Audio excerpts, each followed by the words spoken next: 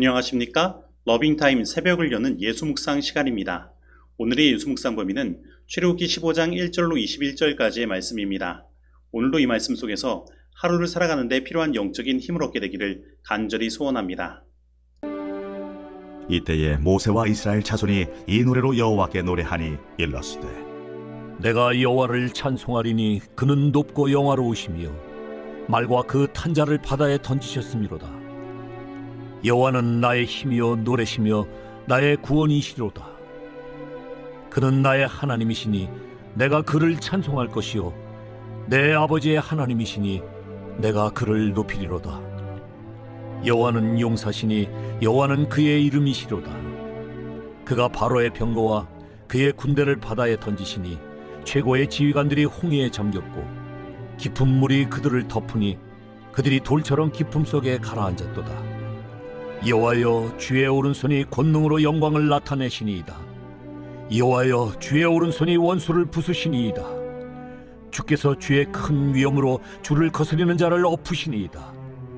주께서 진노를 발하시니 그 진노가 그들을 지푸라기같이 사르니이다.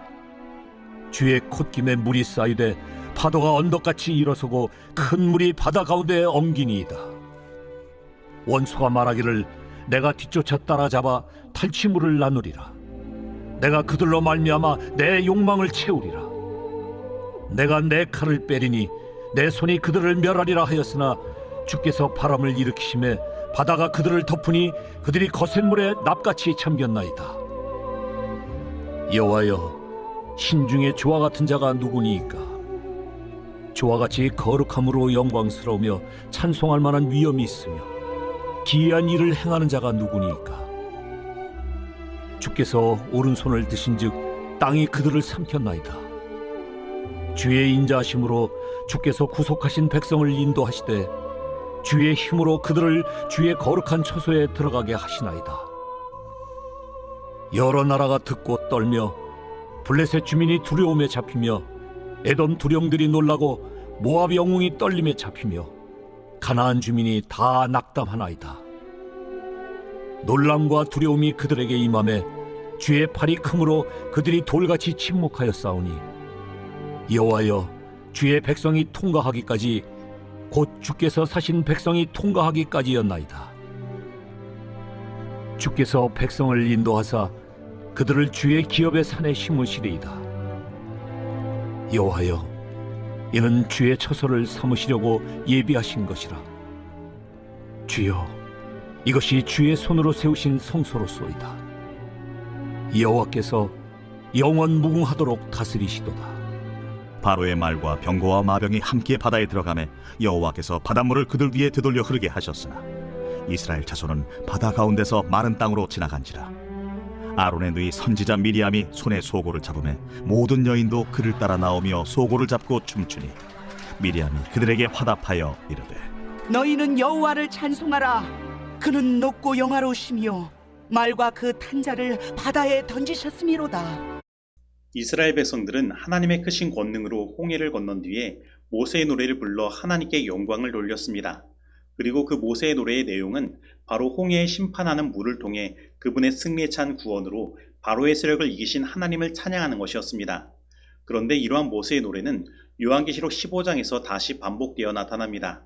그런데 이 요한계시록 15장에 나타난 모세의 노래는 어린 양의 노래라고도 불려지는데 이것은 짐승과 그의 우상과 그의 이름의 수를 이기고 벗어난 구원받은 하나님의 백성들이 부르는 노래인 것입니다.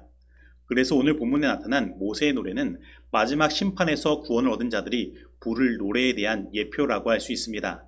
그래서 이 이스라엘 백성들이 홍해를 건너기까지의 상황을 마지막 하나님의 백성들이 구원을 얻는 과정과 비교하여 생각하면 다음과 같이 생각할 수 있습니다.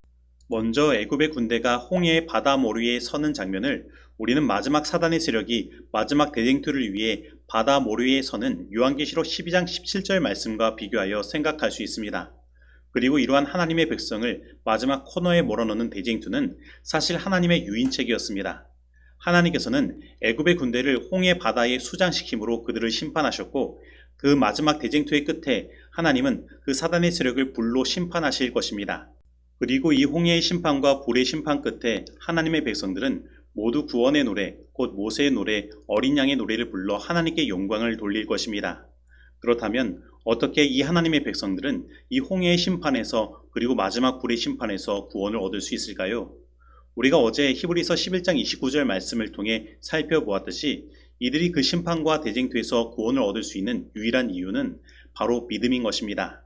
그렇다면 우리를 구원하는 믿음은 무엇일까요? 우리는 오늘 본문 말씀에서 그 답을 찾아볼 수 있습니다.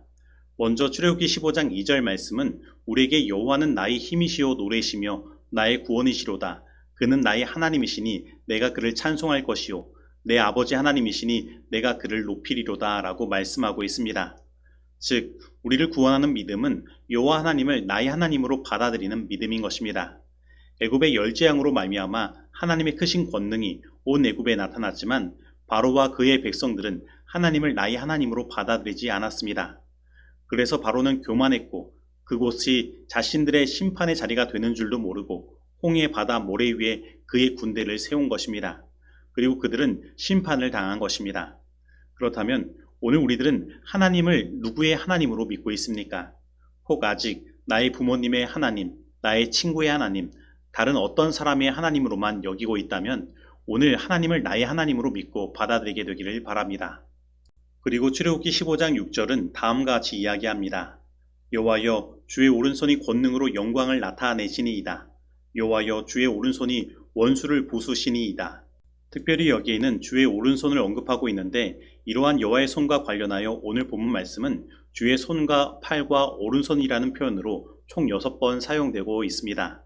그리고 성경에서 주의 손과 팔과 오른손은 하나님의 언약을 나타내는 말인 것입니다. 그래서 우리를 구원하는 믿음은 하나님과 언약하는 믿음이며 하나님의 언약을 붙드는 믿음인 것입니다. 세상의 마지막 심판은 하나님과의 언약을 하지 않고 그 언약을 배반한 자들에 대한 하나님의 심판입니다. 그러나 하나님은 당신과 언약한 자들을 반드시 구원하여 주십니다. 그렇다면 오늘 우리는 하나님과 언약하였습니까? 그리고 오늘 우리는 그 하나님의 언약을 온전히 붙들고 있습니까? 그리고 우리는 하나님은 당신과 언약한 자들을 반드시 구원하여 주신다는 믿음을 가지고 있습니까? 오늘 다시 한번 하나님과의 언약을 굳건히 하고 그 언약을 붙들고 담대히 나아가 하나님께서 우리에게 베푸신 구원을 경험하고 오늘 본문 말씀이 말하는 바대로 그 모세의 노래요 어린 양의 노래를 저 영원한 하늘에서 부르게 되기를 간절히 소원합니다. 그리고 하나님은 하나님을 나의 하나님으로 받아들이고 하나님과 언약한 자들을 당신의 성결한 처소로 인도하십니다. 출애굽기 15장 13절입니다. 주의 인자하심으로 주께서 구속하신 백성을 인도하시되 주의 힘으로 그들을 주의 거룩한 처소에 들어가게 하시나이다. 특별히 이 말씀이 기록되고 수세기 후에도 하나님의 거처인 성전이 건축되지 않았습니다.